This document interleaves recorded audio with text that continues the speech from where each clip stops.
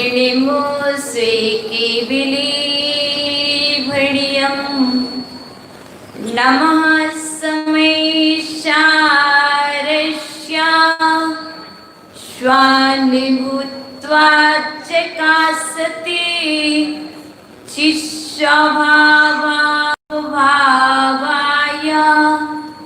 सर्वभावान्तरच्छिदि सर्वभावान्तरच्छिदि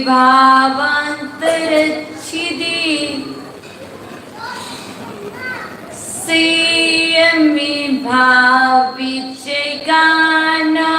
गुरुवर कामी तुम्हारा है संयम पालन करना गुरुवर काम हमारा है।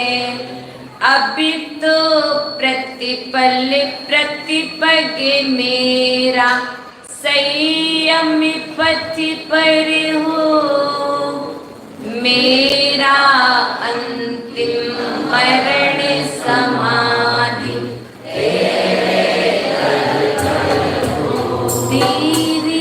तेरी पड़े हो।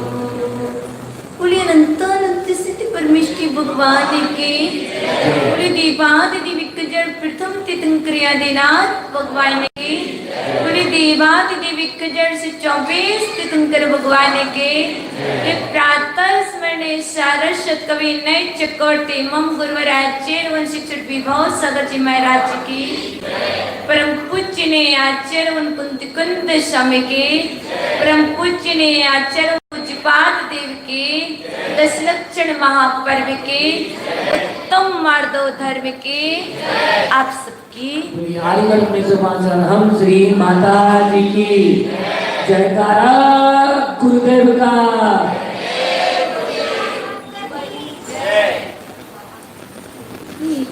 मन ही माँ चिंजवाड़ी तेरी जय हो सदा विजय हो तेरी विशाल पद में श्रोता सूर्य का उदय हो श्रोता ब्रह्म का उदय हो श्रोता पुत्र का उदय प्रेम अर्पण परिवादी राज पर्युषण पर्व का द्वितीय दिवस द्वितीय पायरी आज हम सभी के सामने उपस्थित हुआ है जिसका नाम है उत्तम मार्दव धर्म। कल हम सभी ने उत्तम क्षमा धर्म को मनाया क्षमा को धारण किया था। आज हम सभी उत्तम मार्दव धर्म में प्रवेश कर रहे हैं। ऋजुर्भावा मार्दव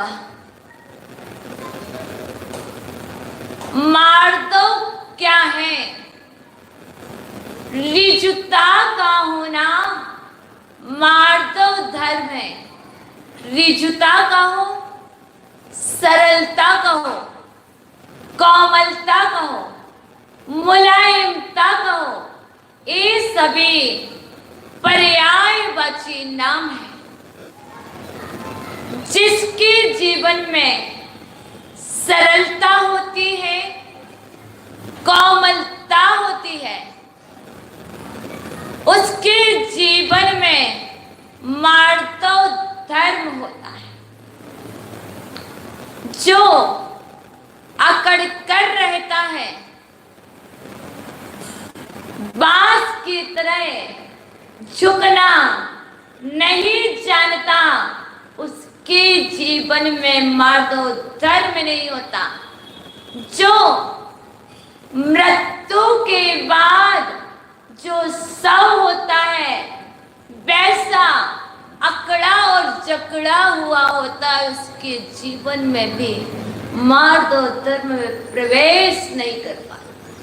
यदि आप सच में मार्ग धर्म में प्रवेश करना चाहते हैं, क्योंकि कसाएं 4 हुआ करती हैं,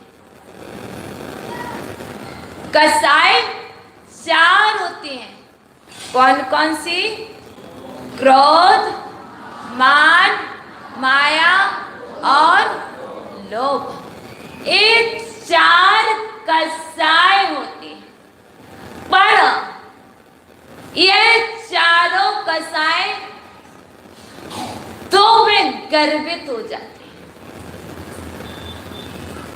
वह तो कौन सी चीज है जिसमें चारों कसाएं समाहित हैं? राग और द्वेष। राग में तो कसाएं समाहित होती हैं, तो द्वेष में भी 2 कसाएं समाहित। यदि मार्दो धर्म में प्रवेश करना है तो सबसे पहले मुझे द्वेष का त्याग करना पड़ेगा। द्वेष के 2 भेद हैं, 2 कसाएं हैं, क्रोध और मान। यह द्वेष में होता है। जब भी आप गुस्सा करते हैं, अहम करते हैं, मान करते हैं, तो आपके अंदर द्वेष नियम से है। आप कहते हो मैं द्वेषी नहीं हूं, पर यह कथन आपका सम्यक नहीं है, यह कथन आपका मिथ्या है। क्योंकि यदि क्रोध और मान आपके अंतरंग में विद्यमान है, तो आप नियम से निश्चित रूप से द्वेषी हैं। कल हमने एक कसाई का त्याग किया था, क्रोध का। जब क्रोध का त्याग किया था तो क्षमा का दान दिया था। आज हम द्वेष की द्वितीय पायरी में प्रवेश करे हैं, तो आज मुझे मान कसाई का त्याग करना है। जब मान कसाई का त्याग हो जाएगा तो आपकी भूमि में, आप जब खेत में बीज डालते हो जोतने के बाद, तो फसल अच्छी उत्पन्न होती है। उसी तरह आप अपने चित्त रूपी या मन रूपी खेत को जोत लोगे, उसके बाद यदि उसमें बीज डालोगे तो बहुत ही अच्छी फसल आएगी। आज अपने चित्त रूपी खेत में मुझे बीज डालना है, ताकि वह बीज फलीभूत होकर के जीवन भर कार्यकारी रहे। इसलिए उसके पूर्व ही हमें मान का त्याग करना पड़ेगा। मान कसाई को तिलांजलि देना पड़ेगी। अब मान क्या होता है, मैं तो जानती नहीं हूं, फिर भी आपको बतलाने का प्रयास करें। मान कहो, अहंकार कहो, घमंड कहो, अहम कहो, मैं या अहम, यह कार्य मैंने किया। जहां मैं की आवाज आती है वहां पर नियम से मान कसाई होती है। और आपको मालूम है जो मैं करता है वह त्रयंच गति में जा करके काटा जाता है। बकरीद जिन्होंने अहंकार किया था, मान किया था, घमंड किया था, वह जाकर के त्रयंच जीव बनते हैं। और जिन्होंने वचनों के माध्यम से दूसरे का अपमान किया था, सम्मान और मान, अपमान कहो या सम्मान कहो, तो यदि मैं तात्पर्य हम और आप कहीं मैं तो नहीं कर रहे। यदि मैं करेंगे तो नियम से बकरे की पर्याय में जाकर के आपको भी त्रयंच गति में पैदा होना पड़ेगा। क्योंकि चारों कसाएं बतला रही हैं, यदि क्रोध करोगे तो नियम से नरक गति में जाओगे, और यदि मान करोगे तो आपको यह मान के कारण मनुष्य गति मिली है। मान कसाई के कारण आपको यह मनुष्य पर्याय मिली है। यदि आप मायाचारी करोगे तो त्रयंच गति में जाओगे, और यदि लोभ कसाई करोगे तो स्वर्ग की देव पर्याय में जाओगे, और वहां पर भी लोभ का त्याग नहीं करोगे। सबसे अधिक यदि मान कसाई कहीं पाई जाती है तो मात मनुष्य पर्याय में, अन्य कोई पर्याय में मान कसाई नहीं होती इतनी तीव्रता में। और मान शब्द 2 अक्षर से मिलकर बना हुआ। कौन कौन से?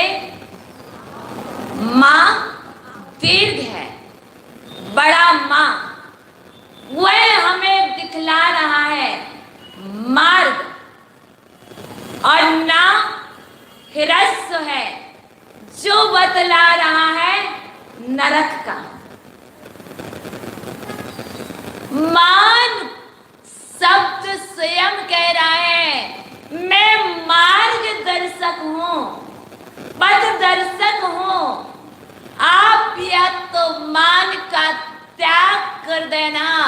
यदि मान का त्याग नहीं करोगे तो मैं नरक के पथ को दिखला रहा हूं, आप वहां चले जाओ। इसलिए शब्द जब स्वयं कह रहा है तो मुझे कहने की आवश्यकता नहीं।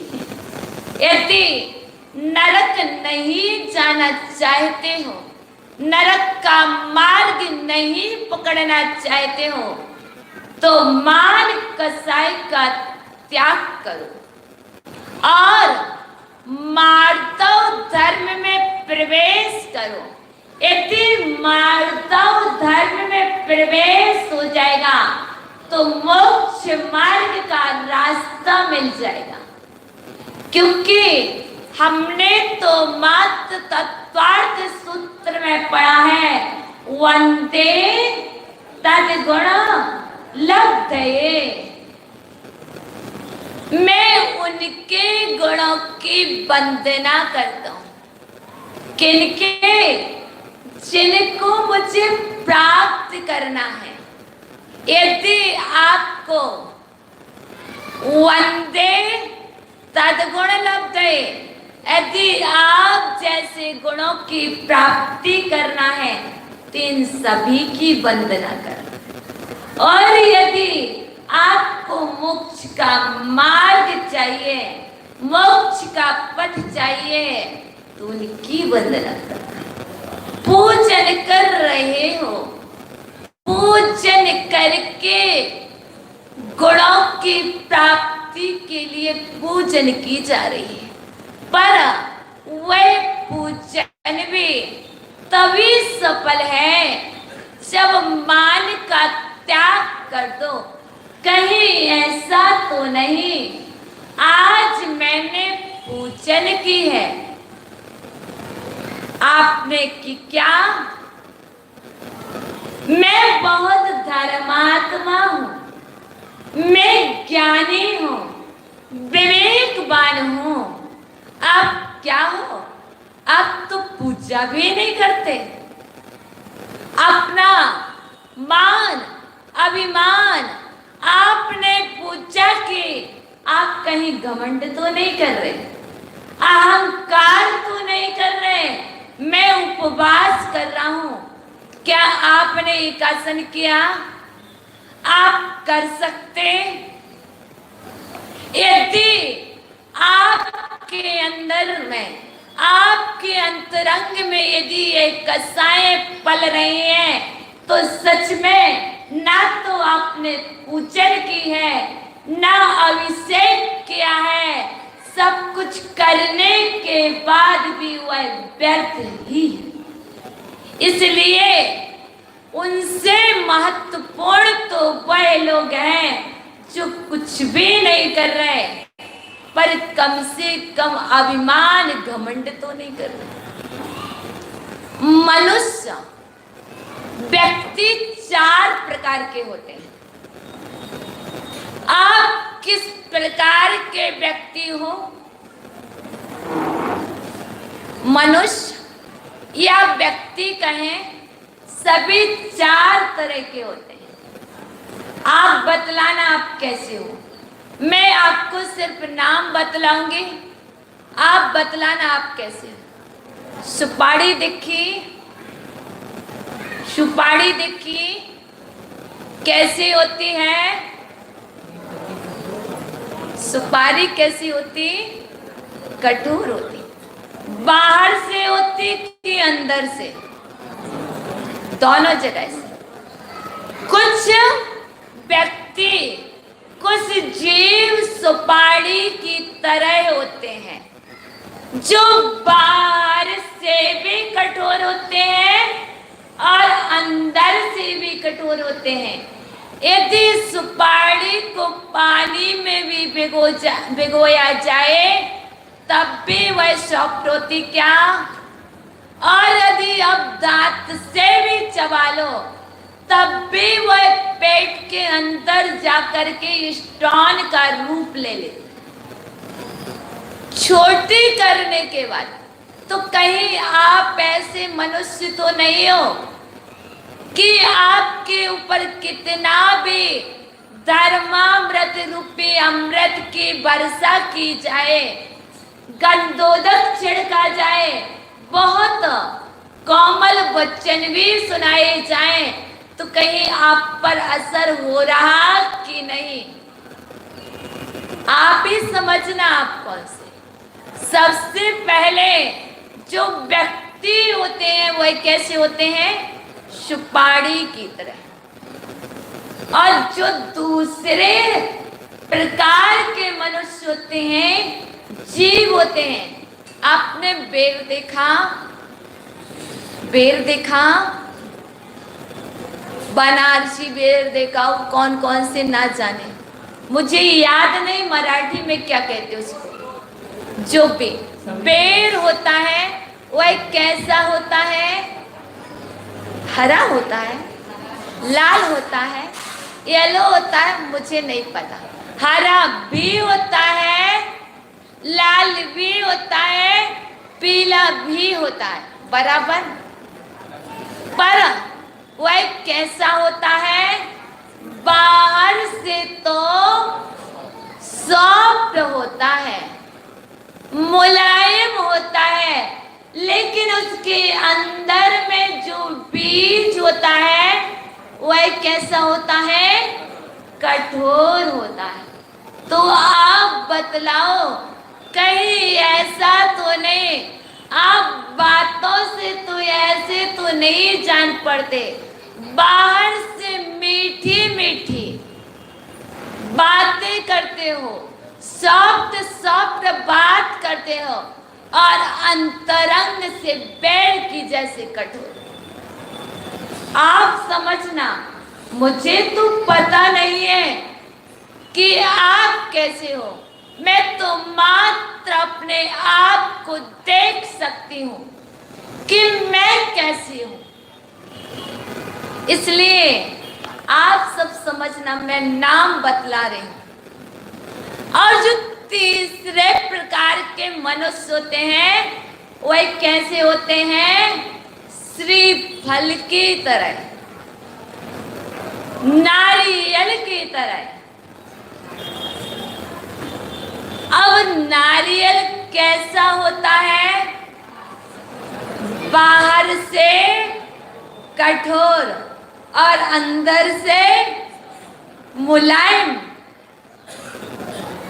बाहर से कोई किसी काम का नहीं होता देखने में, पर अंदर से बहुत ही महत्वपूर्ण होता है।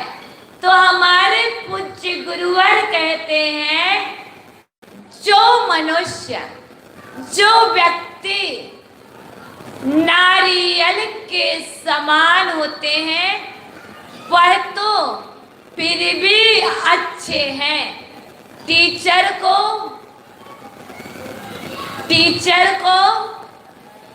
माँ को, पिता को और गुरु को कैसा होना चाहिए?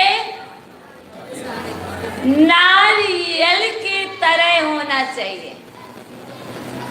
जो टीचर होते हैं उन्हीं के लिए नारियल की तरह होना चाहिए। जो गुरु होते हैं उनको भी नारियल की तरह होना चाहिए। तो फिर हम और आप सबको कैसा होना चाहिए? किसकी तरह?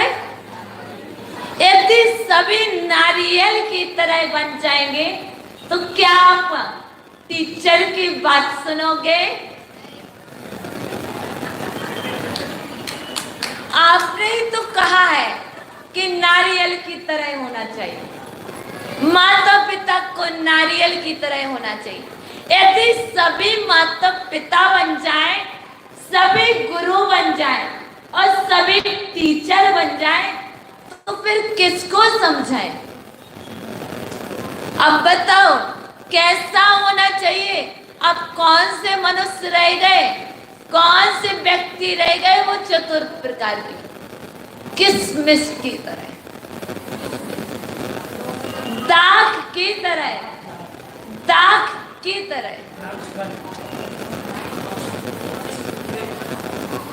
तो कैसी होती किसमिस? सॉफ्ट होती, बाहर से भी मुलायम और अंदर से भी मुलायम। तो शिष्य के लिए, विद्यार्थी के लिए और हम सबके लिए कैसा होना चाहिए? किसमिस की तरह। किसमिस मुलायम भी होती है पर मीठी भी होती है, तीखी नहीं होती। तो अब आप बतलाओ, आप कौन से मानुष हो, कौन से नर हो, कौन से जीव हो? हम ना जाना में तो हम जानसी, तो हम जानसी स्वयं अपने आप को जान सकते हैं, समझ सकते हैं, क्योंकि अपने आप को समझने का अधिकार, जानने का अधिकार मात्र मेरे पास ही है। मेरे पास वह दर्पण नहीं है, वह मिरर नहीं है जिसके माध्यम से मैं दूसरे को देख सकूं।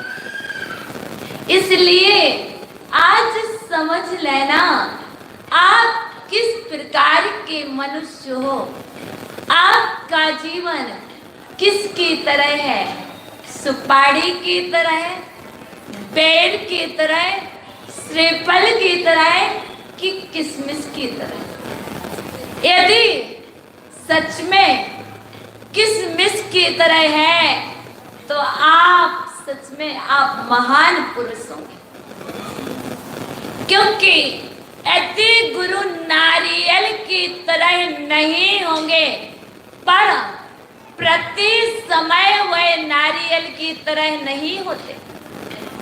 भैया ध्यान से सुनना, वरना आप कहोगे मैं बच्चे की माँ हूँ, मैं बच्चे का पिता हूँ, मुझे नारियल की तरह होना चाहिए। तो यदि सभी जगह नारियल की तरह बन जाओगे तब भी कार्य नहीं होगा। इसलिए समय समय पर नारियल की तरह बनना आवश्यक होता है। जब बालक को शिक्षा देना है, संस्कार देना है, तब कभी प्यार से समझाया जाता है। जब प्यार से बात समझ में ना आए तो कभी डांटा भी जाता है।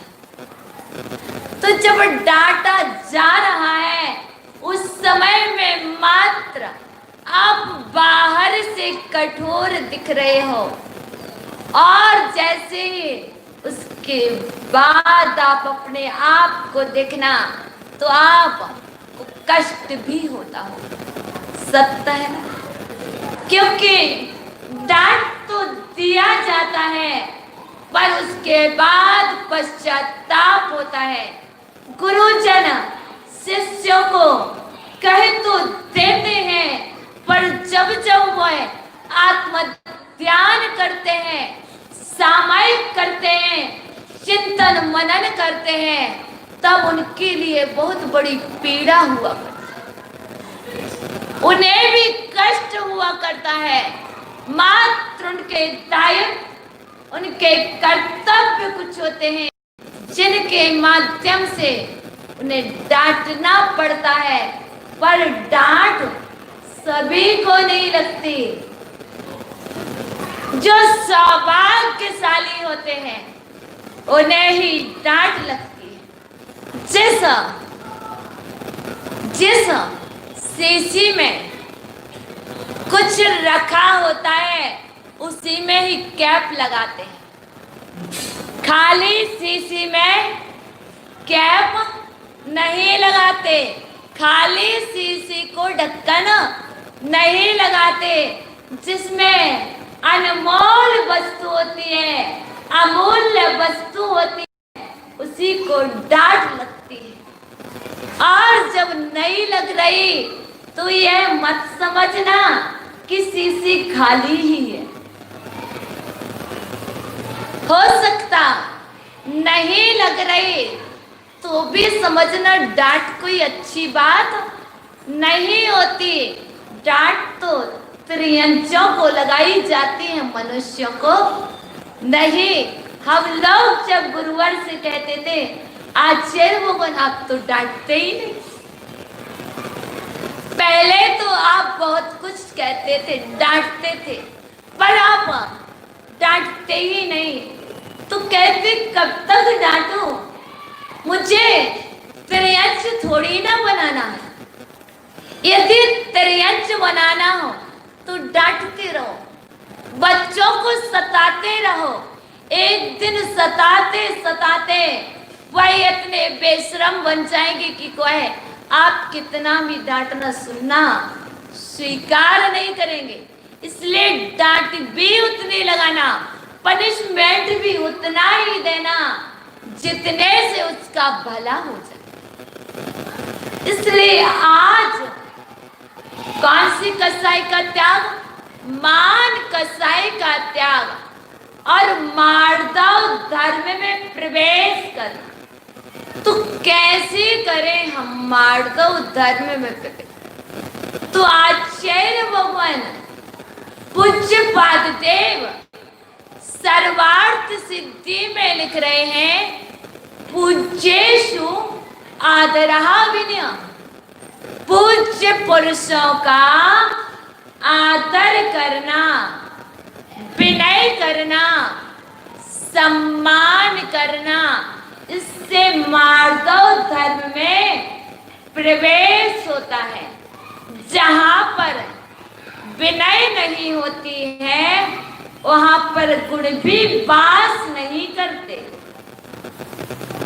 और विनयो मुखद्वारो आचार्य भगवान कुंद कुंद स्वामी नियम सार में कह रहे हैं विनय मोक्ष का द्वार है और अभिनय नरकद्वारम। विनयो मुखद्वारम, अभिनय नरकद्वारम। अब आप यदि विनय कर रहे हैं तो मोक्ष का द्वार खोल रहे हैं, मोक्ष का गेट खोल रहे हैं, मोक्ष का गेट ओपन कर रहे हैं। यदि आप अभिनय कर रहे हैं तो कुछ नहीं कर रहे, मात्र नरक का द्वार खोल रहे हो, ओपन कर रहे हो, जाने की तैयारी में लगे हुए हो। मुझे कहाँ जाना है? जिस समय आपको मंदिर आना था तो स्नान किया था, भाव बनाए थे, और जिस समय अहंकार करोगे उस समय समझ लेना, मान करोगे तो मैं नरक के जाने की तैयारी में लगा हूं। कितनी मात्रा में कर रहा हूं? जितनी अधिक मात्रा में अभिनय होगी उतनी जल्दी नरक का द्वार खुल जाएगा। बतलाओ नरक किस किस को जाना?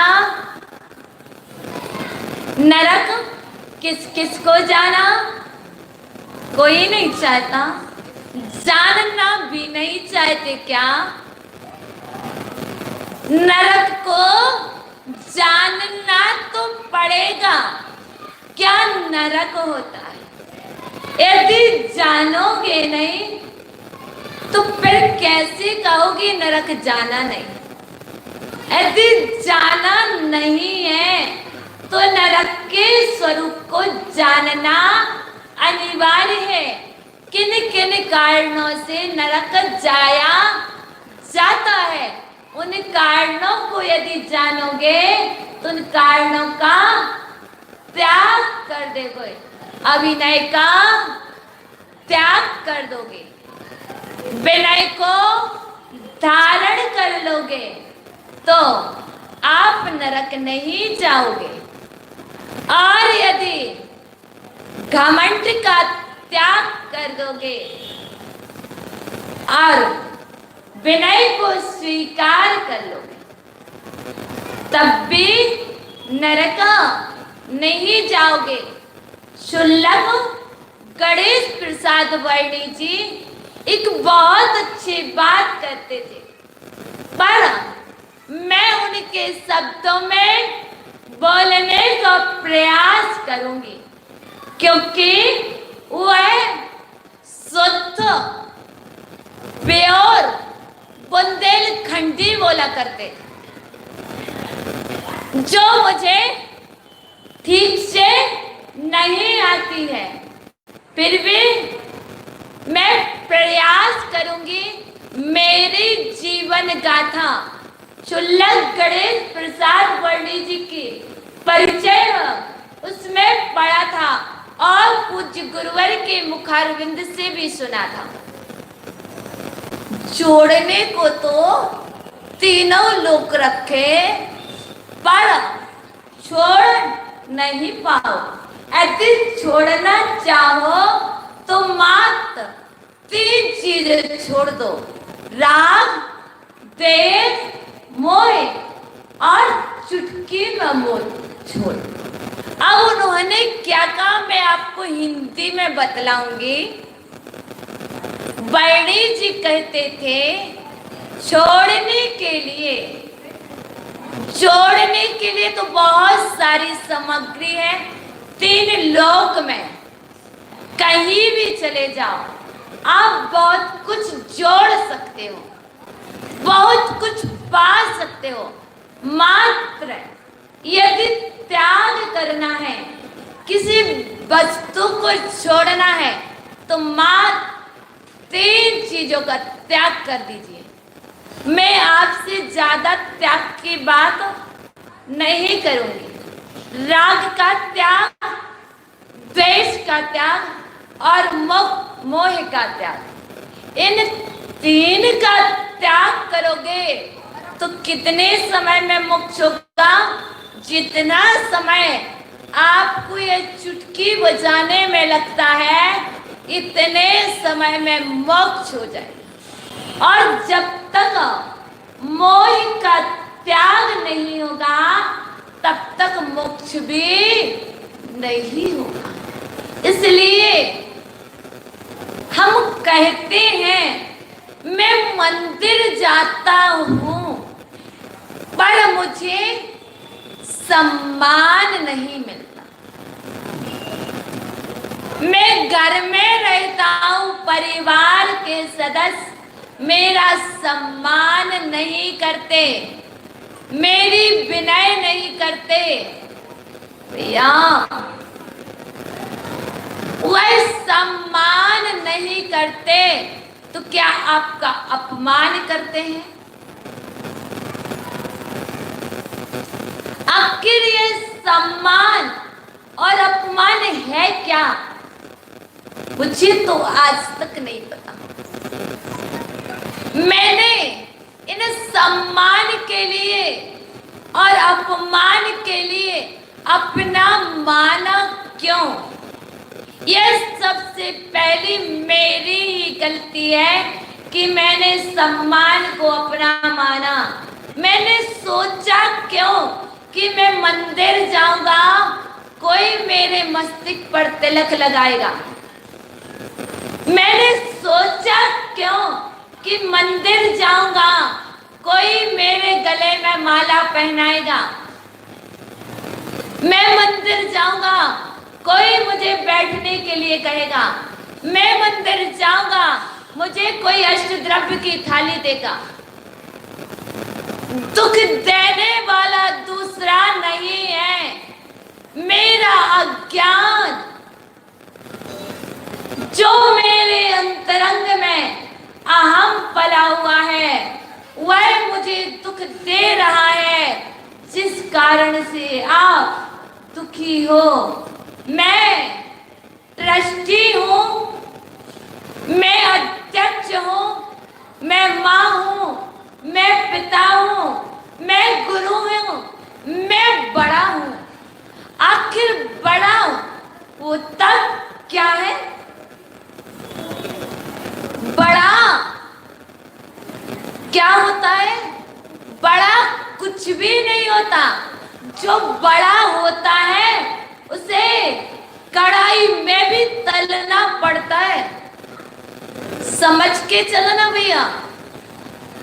बड़ा खाने का टेस्ट बहुत अच्छा आता है। दाल से बड़े बनते हैं, सबको मालूम है। टेस्ट बहुत अच्छा लगता है। उसके पहले सोच लेना, जब दाल बड़ा बना था तो दाल को पहले पानी में गलना पड़ा। कितने घंटे पहले? कभी कभी तो गर्म पानी में भी डूबना होता, तभी कभी वह दाल सॉफ्ट होती।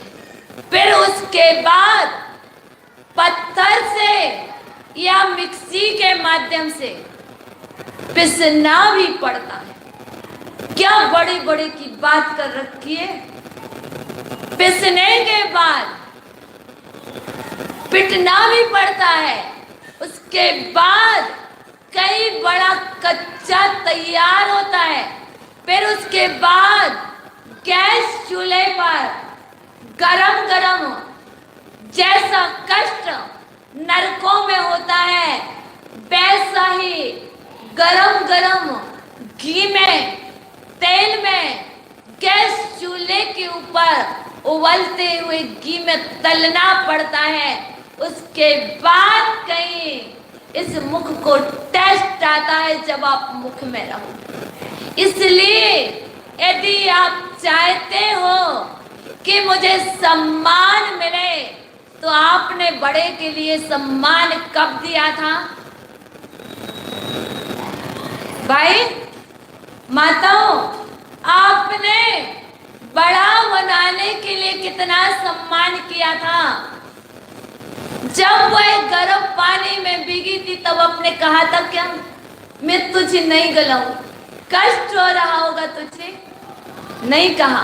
पीसते समय भी नहीं कहा मैं आपको इतना कष्ट दे रहा हूं। तलते समय भी नहीं कहा। कहा क्या? नहीं, तो पहले आपके जीवन में यदि आपको बड़ा बनना है, सम्मान प्राप्त करना है, तो पहले अपनी स्थिति उस दाल की तरह बनाओ भैया, तभी आपका कहीं जाकर के सम्मान होगा, आदर होगा, और आपको चरणों में नहीं रखा जाएगा, आपको मुख में रखा जाएगा। आप यदि ऐसे वचन यूज करेंगे तो आपके वचन व्यर्थ नहीं जाएंगे। आपके वचनों को द्वारा द्वारा हम पुनः रिपीट करेंगे। यदि आप इसी तरह से करते रहे, मुझे अपमान मिला, सम्मान नहीं मिला, भैया छोड़ दो। अपमान सम्मान कुछ होता है, ये कुछ भी नहीं होता। आचार्य भवन कुंद स्वामी बारसाणु व्याख्या में कह रहे हैं, मात्र किन किन कारणों से आप दुखी हो? संजोगी विप्रजोगम लाहा लाम सोच दो कमचा, और संजोगी विप्रजोगम लाहा लाम सोच दो कमचा होती हूँ माडम। अब यहाँ पर बतला रहे हैं, मुझे याद नहीं आ रहा है। संयोग होगा तब भी दुख, और वियोग होगा तब भी दुख। या तो संयोग होगा, किसका? तिलक का संयोग हुआ, सुख हुआ, प्रसन्नता हुई, पर वह संयोग भी दुख का कारण है। क्यों? यदि किसी ने मेरे मस्तिष्क पर तिलक लगाया था, तो जिस दिन नहीं लगेगा तो दुख होगा। इसलिए सभा में कहीं भी जाओ, यदि दुखी नहीं होना है, खुश रहना है, तो तिलक लगवाने का त्याग आज लगा रहे हो, कल ना जाने मेरा कैसा कर्म का उदय आ जाए कि आप ही अपमान करने बैठ जाओ। आप नहीं लगाओगे तो मुझे दुख हो। आज आपने आसन लगा दिया, मैं खुश हूं, प्रसन्न हूं। कितनी अच्छी समाज है, मुझे उच्चासन देते। कितनी अच्छी माता जियां हैं, मुझे बड़ा आसन देते। खुश हो रहे, इस भूल में मत रहना। ना जाने आपका कर्म का उदय कैसा मोड़ ले ले। आज आप ऊपर हैं, कल ना जाने कौन सा मोड़ ले ले। इसलिए इस अहम में मत रहना। पहले से ही भैया त्याग, मुझे तिलक नहीं लगवाना है, मुझे गले में माला नहीं पहना। आज कोई पहना रहा, बड़ी खुशी हो रही। पता नहीं मैं बासी गया था, लोगों ने गले में माला डाली। भैया वह माला माला नहीं है, एक दिन तो सबके गले में डलना ही है। आज जीवन है तो खुश हो रहे हो, दुखी हो रहे हो। जब संसार से जाओगे तो सभी लोग डालेंगे, जब लोग गले में माला पहनाते तब दुख नहीं होता भैया, तब दुख नहीं होता। और यदि कोई फूल फेंक करके मारे, एक बार की घटना है, एक व्यक्ति बहुत अच्छा था, बहुत अच्छा था। तात्पर्य यह है आप जैसा ही होगा। पहले सभी उसका सम्मान करते थे, आदर करते थे, पर किसी कारण उसे क्या हुई, सजा हुई, तो लोग उसे पत्थर मार रहे थे। और एक उसका मित्र जिससे कभी अपेक्षा नहीं की थी यह भी मुझे पत्थर मारेगा, पर मित्र ने पत्थर तो नहीं मारा। मित्र ने आकर के एक फूल लिया और उसके ऊपर फेंक दिया। अब उसका कष्ट नहीं है मुझे कि लोग मुझे पत्थर मार रहे हैं। आज आप सबको कष्ट यदि हो रहा है तो उस फूल का हो रहा है, उस मित्र का हो रहा है जिससे आपने अपेक्षा नहीं की। इसलिए दुखी मत हो, खुश रहो। यह मान और सम्मान कुछ भी नहीं है, यह तो मान और सम्मान मेरे अज्ञान में होता है। जो मुझे दुख देता है, जो ज्ञानी होता है, वह संयोग हो जाए तब भी सुखी दुखी नहीं होता, साम्य भाव। और वियोग भी हो जाए तब भी ना खुश ना दुख। कोई अपमान करे तब भी कुछ नहीं, कोई सम्मान दे तब भी कुछ नहीं। चाहे मरण हो, चाहे हानि हो, चाहे जीवन मिले, चाहे मरण, समभाव। अब हानि हो जाए तब भी समभाव, लाभ हो जाए तब भी समभाव। आज तो मुझे लाभ मिल गया, बहुत सारा धन मिल गया, पता नहीं मैं सीए हूं, मैं डॉक्टर हूं। भैया ज्ञान का अहंकार मत कर लेना।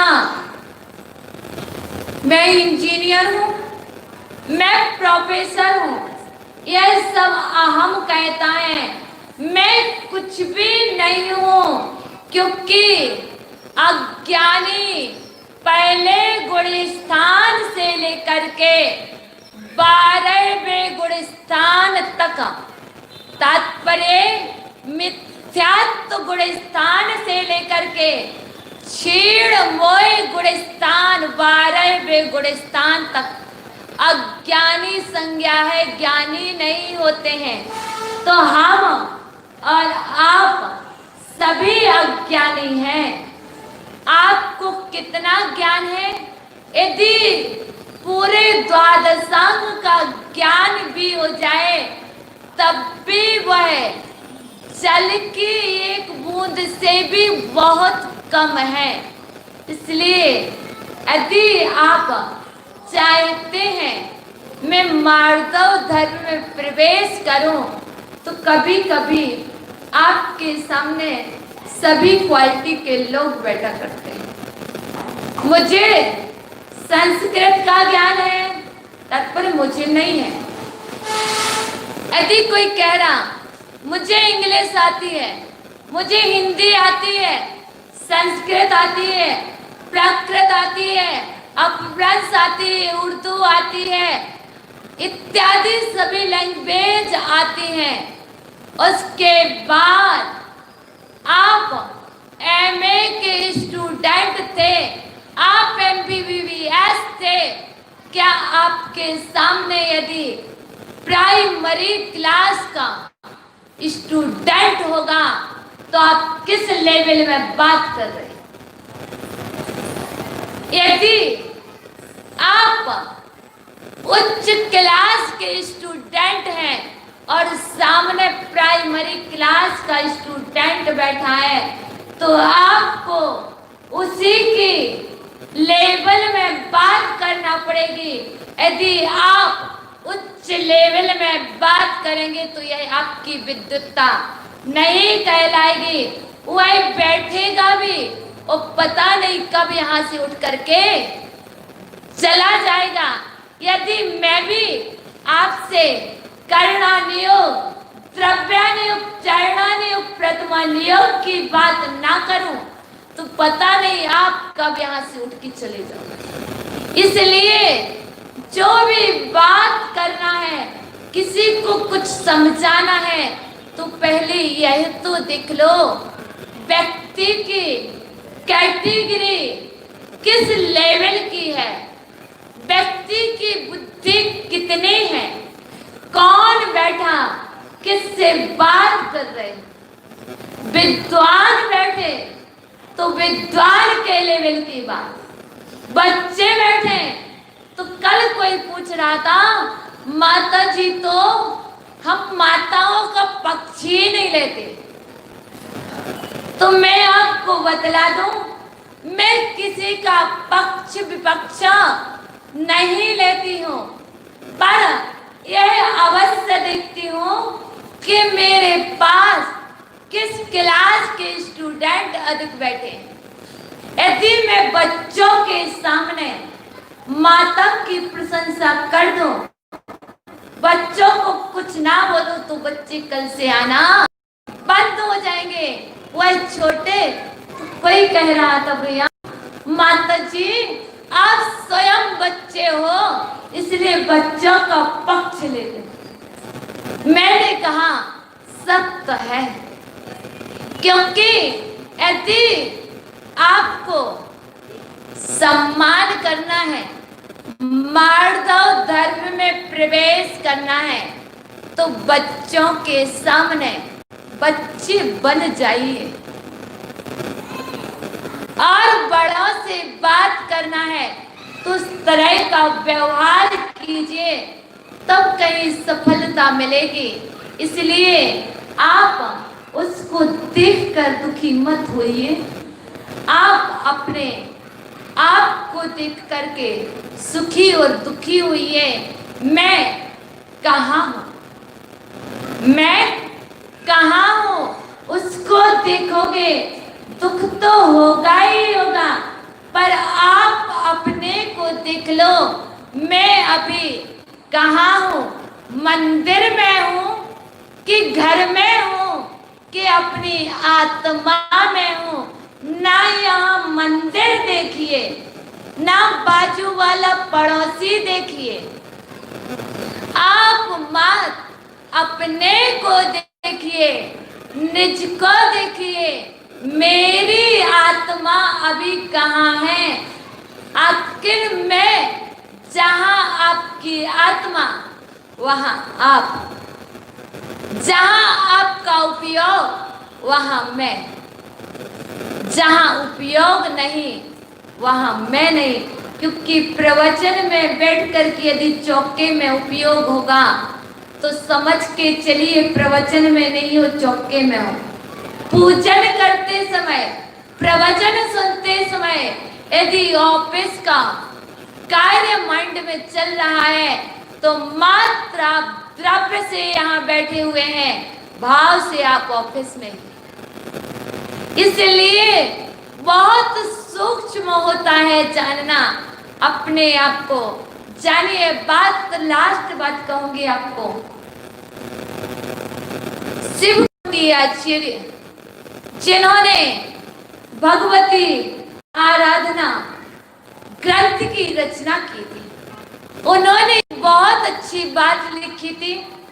मैंने पूर्णतः पूरा तो नहीं स्वाध्याय किया, पर उसमें करते स्वाध्याय करते समय जो बात मुझे अच्छी लगी थी वह बात मैं आपको बतलाना चाहिए।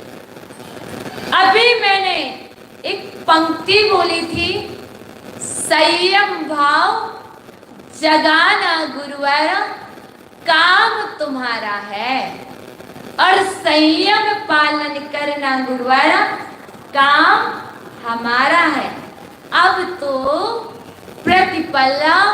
प्रतिपग मेरा संयम पथ पर हो। और लास्ट में क्या कहा था? मेरा अंतिम मरण समाधि तेरे। कौन कौन चाहता समाधि मरण?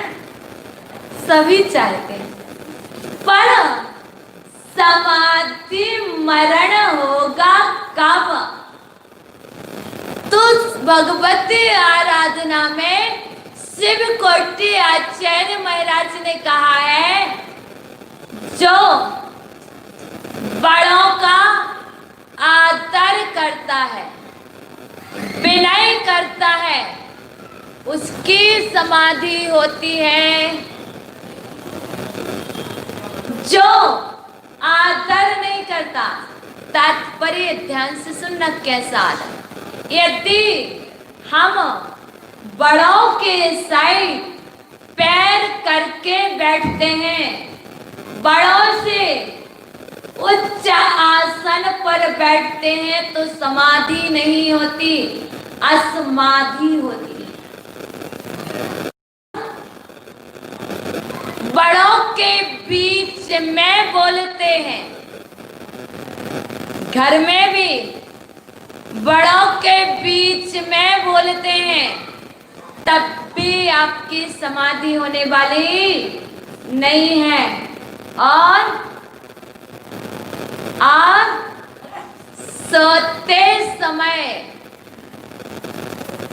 सोते समय कहीं आप उनके उस्तमांग सिर के साइड पैर करके तो नहीं सोए। यदि सोए क्या होगा? असमाधि होगी। ये बहुत सारे कारण हैं जो छोटे छोटे दिखते हैं, पर यह हमारे ही असमाधि के कारण। और पूज्य गुरुवर तो इतना भी कहते हैं, यदि हम विहार कर रहे हैं तो हमारे विहार करते समय किसी को हमसे पूज्यों के लिए हमारे पैर तो नहीं लग गए। यदि किसी को पूज्य पुरुषों को हमारे पैर लग जाते हैं तो हमारे असमाधि का कारण होते हैं। इसलिए इतनी विनय रखना जिससे भगवान मेरी समाधि हो। यदि कभी हो भी गया हो तो प्रतिक्रमण प्रायश्चित इसीलिए है कि प्रतिक्रमण करके, प्रायश्चित करके, निंदा गर्हा आलोचना करके हम शुद्ध हो जाते हैं। तो कहीं आप दुखी मत होना, किसी से भी गलती हो जाती है, गलती इंसान से ही होती है, भगवान से नहीं। भगवान तो भगवान बन ही गए हैं, अब भगवान मुझे ही बनना है। इंसान ही भगवान बनता है, जो बना नहीं है उसे ही भगवान बनने हैं। तो मैं सबसे पहले ऋजुता को प्रवेश करूंगा और अपने जीवन में सरलता लाएंगे, जिससे हम मार्तव धर्म में प्रवेश कर सकें। अब मान का त्याग करें, अभिमान का त्याग करें। ना जाति का मद, ना कुल का मद, ना तप का मद, ना रीति का। आचार्य भगवान रत्नकरंडक श्रावकाचार्य में लिखा है 25वीं कारिका में, ज्ञानम पूलम कुजम जातिम बलमद्दो तपोवतु अष्टावाशितमानित्यम इसमय माहुद्गतस्मया। ना ज्ञान का मद, मैं जैन कुल का हूँ। यहाँ पर बहुत सारी बेटियां बैठी हुई हैं जो दूसरे घर में जाने वाली हैं, क्योंकि बेटियां हमेशा पराई हुआ करती हैं। बेटियां माता पिता की नहीं होती हैं, पराया धन हुआ करती हैं। इसलिए माता पिता काफी समझाते हैं। क्यों? क्योंकि आपको पराए घर जाना। तो मैं उन बेटियों से कहना चाहती हूँ, आपको पराए घर जाना है, पर वहां जाकर के अभिमान मत करना। मैं किस कुल की हूं, मैं क्या हूं, पर इस बात का गर्व हमेशा करना, मेरे पास जो संस्कार हैं उन संस्कारों का गर्व करना, पर कुल का गर्व नहीं करना। यदि आप कुल का गर्व करोगे और निंदा करोगे तो आपको वहां सम्मान नहीं मिलेगा, वहां पर आपको अपमान मिलेगा। जो जाकर के वहां पर बीच में इंटरफेयर नहीं करते, बात बात में क्या व्यवस्था है वही जाने, मेरा कार्य क्या है। आप अपने कार्य में दक्ष चित्त रहेंगे तो कभी भी अपमान के पात्र नहीं होंगे और माता पिता का कभी भी सम्मान नीचे नहीं होगा। इसलिए यदि हम सब कुछ चाहते हैं तो कहीं बेटियों से बस नहीं है मेरी बात को कहना। जितनी भी माताएं बेटी वो सब बेटी पक्ष में आती हैं, बराबर। तो आप भी किसी दूसरे पराए घर से आए हो, तो आप भी किसी की बेटी थी, तो आपको भी चाहिए कैसा व्यवहार करना जिससे आप मान का त्याग कर सकें, मार्दव धर्म में प्रवेश कर सकें, तभी आपके जीवन की सफलता है। आप सब कुछ हो, पर यहाँ आकर के हम सब एक समान हैं, ना कोई बड़ा है ना कोई छोटा है, सब एक समान बैठे। हमारे यहाँ पर जैन धर्म में जिनागम में यही व्यवस्था इसलिए बतलाई है, एक समान, ताकि किसी को कसाएं जागृत ना हो पाए। यदि कसाएं जागृत हो जाएंगी तो जीवन भी बर्बाद हो जाएगा। हमें कसायों को जगाना नहीं है, कसायों को मंद करना है। आप कसायों को मंद करें और मार्दव धर्म में प्रवेश करें, यही आपके जीवन की सफलता है। आज का नियम हम मान नहीं करेंगे, मान कसाई का त्याग करेंगे तो किसी का अपमान नहीं करेंगे। यदि आज के दिन मैंने यही सीख लिया तो आपका जीवन सफल होगा। यदि निंदा करना तो अपनी करना और प्रशंसा करना तो दूसरे की करना। इसलिए बोलेगी मम शिक्षा दीक्षा परम पूज्य आचार्य भुवन श्री विभव सागर जी महाराज जी की। ओम ह्रीम उत्तम मार्दव धर्मांगाय नमः। ओम ह्रीम उत्तम मार्दव धर्मांगाय नमः। ओम ह्रीम उत्तम मार्दव धर्मांगाय नमः। ओम ह्रीम उत्तम मार्दव धर्मांगाय नमः। ओम ह्रीम उत्तम मार्दव धर्मांगाय नमः। ओम ह्रीम उत्तम मार्दव धर्मांगाय नमः। ओम ह्रीम उत्तम मार्दव धर्मांगाय नमः। ओम ह्रीम उत्तम मार्दव धर्मांगाय नमः। ओम ह्रीम उत्तम मार्दव धर्मांगाय नमः। जिनवाणी स्तुति